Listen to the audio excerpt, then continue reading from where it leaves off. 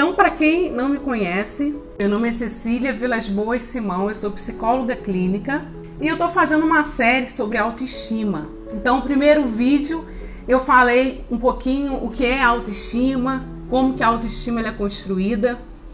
O segundo vídeo eu falei sobre os danos que a superproteção causa também na construção da autoestima. E hoje eu vou estar falando um pouquinho sobre situações que ocasionam uma baixa autoestima. É o primeiro tópico da live. E o segundo tópico eu vou estar falando um pouquinho sobre como que uma pessoa que tem uma baixa autoestima, ela pensa, ela tem a tendência de pensar. Para quem não assistiu os primeiros vídeos, não deixe lá no meu canal se inscrever, acionar o sininho, dar um like, porque isso vai ajudar também no meu trabalho. E é importante também porque vocês vão tendo acesso a todo o conteúdo. Então, vou começar falando hoje sobre situações que ocasionam uma baixa autoestima. E esse assunto não é só para pais, esse assunto também é para jovens e adultos, porque eu observo muito no consultório, muitos jovens e adultos que chegam, que têm uma baixa autoestima, porém eles não sabem a origem dessa baixa autoestima. Então é importante a gente identificar a raiz, a gente saber a raiz daquilo que ocasionou a baixa autoestima, para que a gente possa ter a oportunidade de voltar lá e ressignificar para fazer diferente. Então eu separei, são muitas situações que levam a uma baixa autoestima e eu separei alguns que mais eu tenho observado, no consultório. E hoje eu vou estar começar a falar aqui sobre palavras negativas, palavras destrutivas constantes, o quanto que isso é prejudicial na construção da autoestima.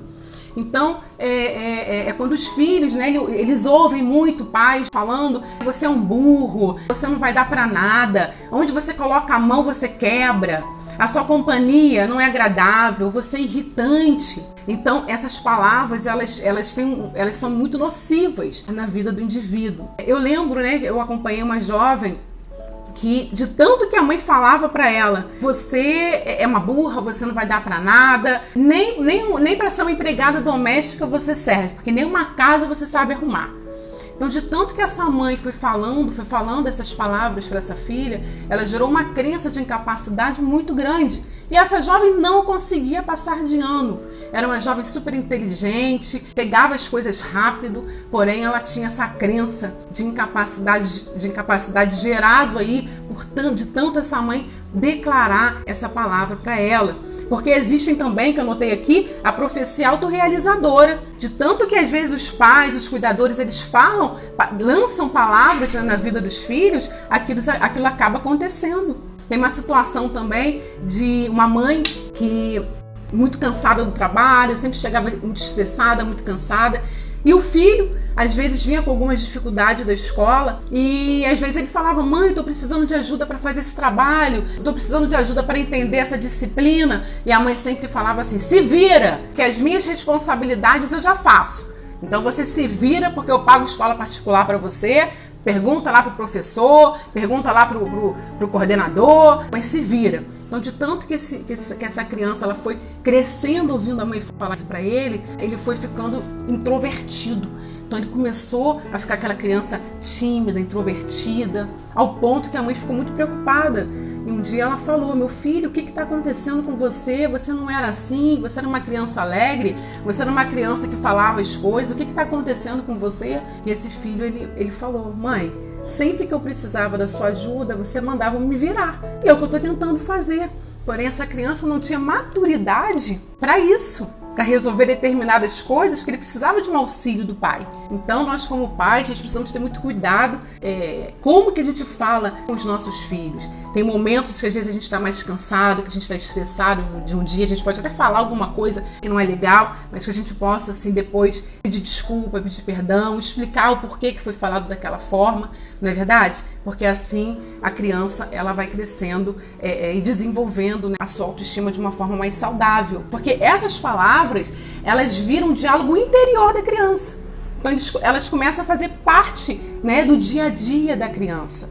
E vai só trazendo danos e prejuízos. Outro tópico que eu marquei aqui também para comentar é a questão da superproteção dos pais, dos avós, dos irmãos mais velhos, dos tios. No meu segundo vídeo eu aprofundei mais sobre essa questão dos danos que a superproteção causa. Quem não assistiu ainda, não deixe de ir lá assistir.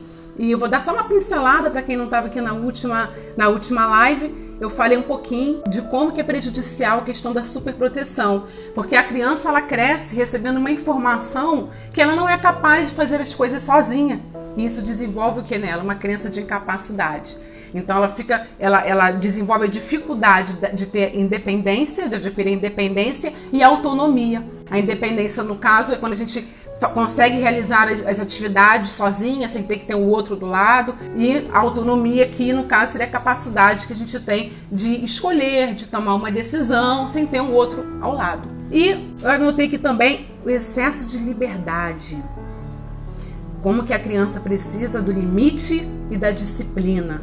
Apesar de alguns jovens falarem que eu queria muito ter minha independência, queria ter liberdade, não queria ver os meus pais me controlando, me ligando, mas isso não é uma verdade.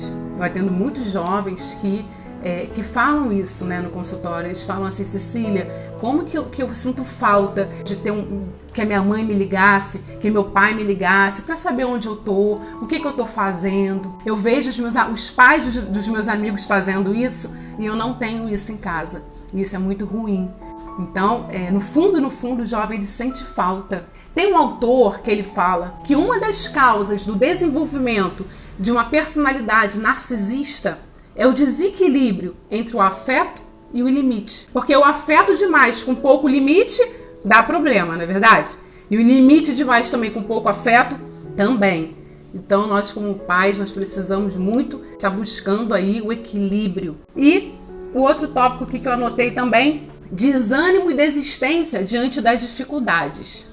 A criança, ela aprende por modelagem. Então, se ela fica presenciando muito os pais desistindo de coisas, né, no dia a dia, coisas assim, desafios que aparecem, e vê os pais estressados e desistindo, a criança está observando aquele comportamento. Nós somos os primeiros modelos da criança, somos nós, os pais. Então, a gente precisa também tomar muito cuidado com isso.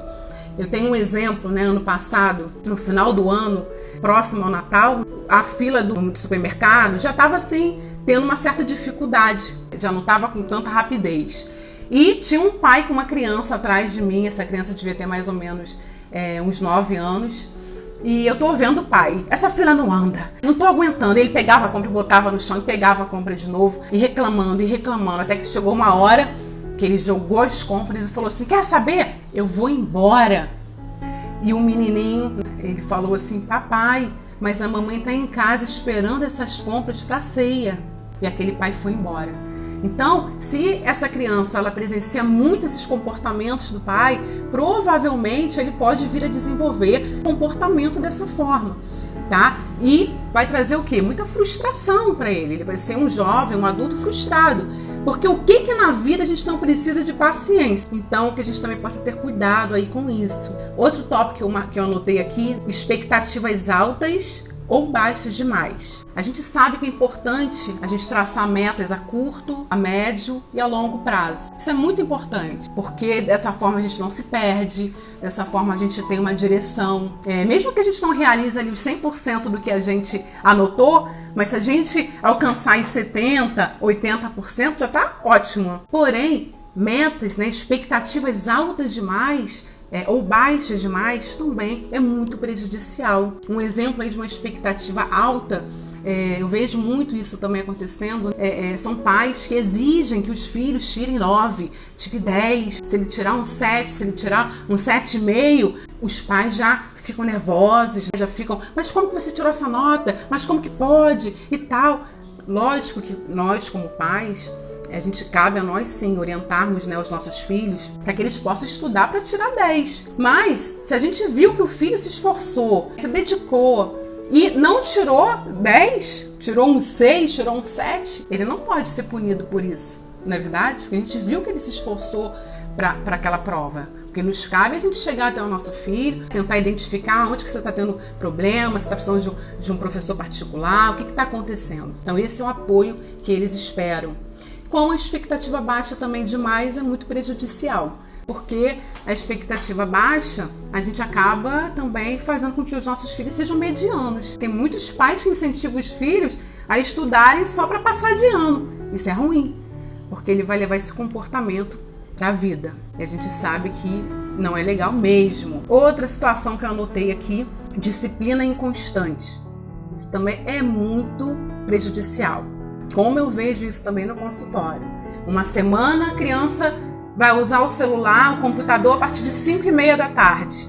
Na outra semana já está tudo liberado. Aí na outra já é a partir de outro horário. A criança fica totalmente perdida. Ela não sabe quando que ela está acertando, quando que ela está errando. Então é muito importante a criança ter uma disciplina constante. Exceções acontecem. Quando essas exceções acontecerem, é importante também os pais darem um feedback para o filho. Hoje eu estou liberando o computador, o celular mais cedo, porque você acabou, a semana de provas acabaram, você tá de férias, não é verdade? Então a gente precisa estar dando esse feedback aí para a criança também, quando existe essa exceção. Outra coisa que eu anotei aqui também, agressões verbais, físicas, sexuais e psicológicas. É muito prejudicial também. Agressão verbal aqui é quando a pessoa ela fala exaltada, quando ela fala alto, quando a pessoa às vezes até grita, fala palavrões. Na verdade, ele é o dono da verdade e a pessoa não tem voz. Ele é o dono da verdade e isso também é muito ruim. Crianças que vêm de ambientes onde existe muita agressão verbal, eles desenvolvem um comportamento passivo. Eles levam isso também para a vida. E isso prejudica muito a vida dessas crianças que adquirem esse tipo de comportamento. Agressão física, eu não preciso falar aqui. Agressão psicológica é quando o indivíduo ele é diminuído, é quando ele é humilhado, é quando ele passa por ameaças. Então ele vive intimidado, ele vive com medo, ele também não tem voz. Isso também é muito prejudicial. E o abuso sexual, eu queria ler aqui a definição de abuso. O termo abuso ou maus tratos contra crianças e adolescentes são utilizados para definir negligência, violência psicológica, física e sexual, de maneira repetitiva e intencional, perpetrado por um adulto ou alguém em estágio de desenvolvimento superior, idade, força física, posição social, condição econômica, inteligência, autoridade. O agressor utiliza-se do poder, da relação de confiança e ou força física para colocar a criança e ou adolescente em situações para as quais não possui condições de maturidade biológica e psicológica de enfrentamento. Então, estudos aí já comprovam que vítimas de abuso sexual, eles têm dificuldades, apresentam mudanças comportamentais, emocionais, cognitivas, além de apresentarem também sintomas psicopatológicos, como, por exemplo, o abuso de substância química, pensamentos suicidas e atos também, anorexia e bulimia, baixo rendimento escolar, sentimento de culpa, transtornos provenientes de ansiedade, por aí vai. Então os danos são muitos. Então, para você que está me ouvindo aí, se você é uma vítima aí de abuso sexual, eu queria, e você observa que tem algumas áreas da sua vida que estão paralisadas, algumas áreas da sua vida que não tem cor, que estão cinzas, tá cinza, sem cor. Eu tenho um recado para você. Não deixe de buscar uma ajuda, sabe? Porque você pode se surpreender. Porque é possível elaborar esse trauma, tá? É possível você ressignificar a sua história e você ver que aonde hoje tem cinzas, aonde hoje não tem cor, pode ter muita beleza. Você pode se surpreender com o resultado. Eu terminei de escrever um livro com a minha autobiografia e ali eu conto experiências que eu vivi, fazendo uma junção com estudos científicos, tá? Então você que tem interesse nessa área, eu abordo também esse assunto no livro, e você que tem interesse, eu vou estar em breve divulgando a data de lançamento e vou ficar muito feliz em vê-la lá comigo, tá bom? Outra coisa que eu anotei aqui também, negligência nas necessidades básicas. Eu abordo muito mais, com mais profundidade esse assunto no meu primeiro vídeo, quando eu falo da construção, como que a nossa autoestima é construída. Então, a negligência nas necessidades básicas, elas também são muito prejudiciais na construção da autoestima. Então, a falta aí de vinculação, a falta de empatia, de orientação, de cuidado, de proteção, de provisão, do brincar, o limite, isso é muito prejudicial.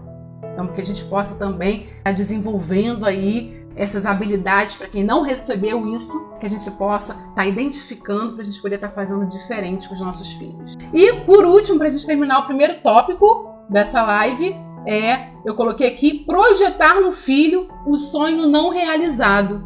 Como isso também acontece. Tem pais que, em algum momento na vida deles, em alguma fase da vida deles, eles não desenvolveram determinados sonhos. Então, quando eles têm os seus filhos, eles tentam projetar no filho aquilo que eles gostariam de ter realizado e não foi possível. Então, atendo muitos jovens que vivem dilemas variados por conta dessa situação.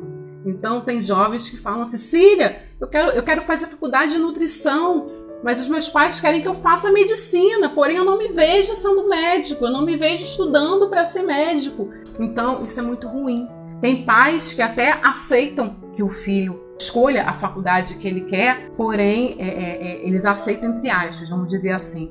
Porque a nossa linguagem ela pode ser verbal como não verbal também. Então, às vezes aceita, mas está sempre com um olhar de reprovação, está sempre apontando dificuldades naquela área, né, gerando aí nesse jovem uma insegurança muito grande. Escolher uma profissão já não é uma coisa fácil. Então, quando o jovem ainda tem que enfrentar essa situação, tudo se torna muito mais difícil. E também, uma coisa que eu tô falando com vocês agora, eu lembrei. A minha filha, quando ela fazia balé, ela tinha uma amiguinha que sempre estava com ela.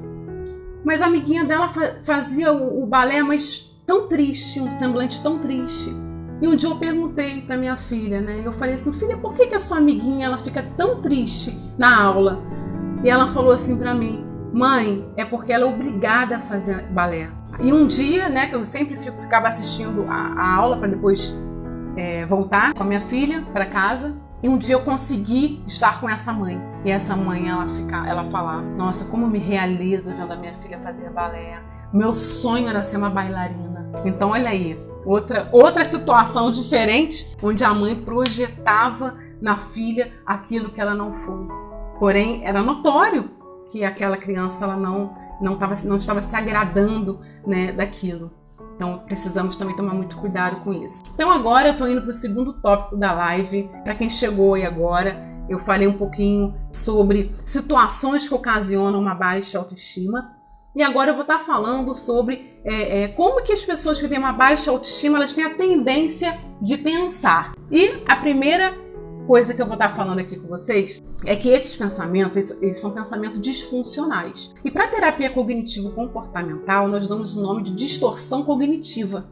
Tá? O que é distorção cognitiva, Cecília?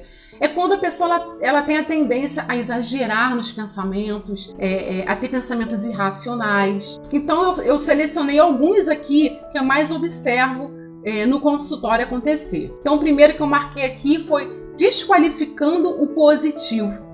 Então, como o próprio nome diz, é quando a pessoa desqualifica o positivo. Então, por exemplo, um amigo, ou um marido, ou um namorado, foi legal com ela, fez uma surpresa, fez alguma coisa de diferente. Aquela pessoa pensa assim, foi mais que obrigação. Isso aí é um papel mesmo de um amigo fazer, isso aí é um papel mesmo de um marido fazer, de um namorado. Outro exemplo, ela faz uma prova, tira uma nota boa na prova, e ela pensa assim, mas a prova também estava fácil. Então ela não consegue valorizar aquilo de positivo que está acontecendo na vida dela. Outra distorção cognitiva que é muito comum acontecer também é a emocionalização, raciocínio emocional. É quando a pessoa ela dá muita importância ao sentimento. Por exemplo, a pessoa está lá no trabalho dela, ela chegou no trabalho, aí ela começa, eu estou sentindo que eu vou ser mandada embora. Não tem nenhuma evidência para isso. O chefe dela tá lá normal, tá trabalhando, mas ela começa a nutrir aquilo. Nossa, eu tô sentindo que eu vou ser mandada embora. Isso aí também acontece muito, acontece demais. Outra distorção que eu anotei foi a generalização. Generalização é quando a pessoa tem a tendência de generalizar uma situação. Então, ela foi numa festa, uma pessoa chegou para ela e disse: nossa, esse vestido não caiu muito bem em você? Ela chega em casa e ela fala assim: mãe, todo mundo da festa disse que o meu vestido não estava legal. Então, expressões do tipo todos, sempre, ninguém costumam generalizar uma situação.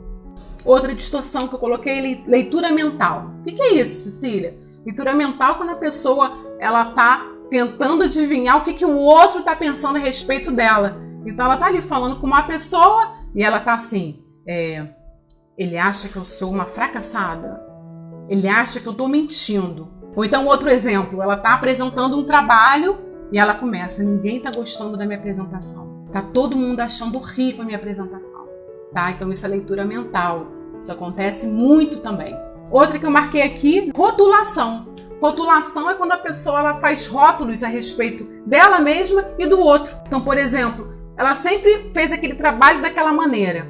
Um dia que o trabalho não ficou da maneira como ela está acostumada que aconteça, aí ela fala assim: tá vendo como é que eu não consigo? Ela já começa a se rotular. Tá vendo como é que eu não faço nada direito? Ou então também uma pessoa que sempre foi agradável, sempre foi legal com ela. Um dia que essa pessoa não foi, deixou de ser por algum motivo, ela também já rotula a pessoa. Tá vendo como é que eu não posso contar com fulaninho? Tá vendo como é que eu não posso contar com Beltraninho? Então ela rotula também o outro. Outra distorção também que acontece muito é a orientação para o remorso. O que é isso, Cecília? São pessoas que ficam com pensamento lá no passado e esquecem de olhar o hoje, o que elas podem fazer hoje para mudar aquela situação. Então a pessoa fica assim: se eu tivesse feito a faculdade e tal, eu não estava passando por isso hoje. Se eu tivesse casado com fulaninho, eu não estava vivendo um casamento dessa maneira. Só que ela esquece de olhar para o hoje. O que ela pode fazer de diferente hoje para mudar a realidade dela, tá? Então, são pessoas que têm a tendência de ficar remoendo muito o passado. Outro que eu anotei aqui, essa distorção eu que inventei. Eu que inventei esse ponto, que eu também vejo muito acontecer. Sensibilidade excessiva. Então, normalmente as pessoas que têm uma baixa autoestima são pessoas muito carentes. Então, o que acontece com essas pessoas? Elas se doam demais para o outro, elas fazem muito pelo outro, porém elas esperam o retorno. Elas esperam o retorno do que ela fez pelo outro. Só que o outro, muitas vezes, não tem a carência que ela tem, não tem a baixa autoestima que ela tem. Então, muitas vezes, o outro não vai retribuir da mesma maneira que ela fez. E ela já descarta aquela pessoa. Ela fala: tá vendo? Eu fiz isso por fulano, eu fiz aquilo, e olha como é que ele me retribui. Então isso também acontece demais. Mas a boa notícia que eu tenho para dar para vocês é que a ciência já comprova que a gente tem como mudar a nossa maneira de pensar. Nós temos como reestruturar a nossa forma de pensar. E isso não é maravilhoso? É bom demais. Eu queria agora compartilhar com vocês a história de uma paciente muito querida que eu atendi. Inclusive, ela faz parte da minha monografia, tem estudo de caso dentro da minha monografia, ela faz parte. E eu queria compartilhar um pouquinho a história de vida dessa paciente, que eu vou chamá-la de T, para estar guardando a imagem dela. Essa paciente, ela teve depressão por conta de baixa autoestima. E o que aconteceu com ela?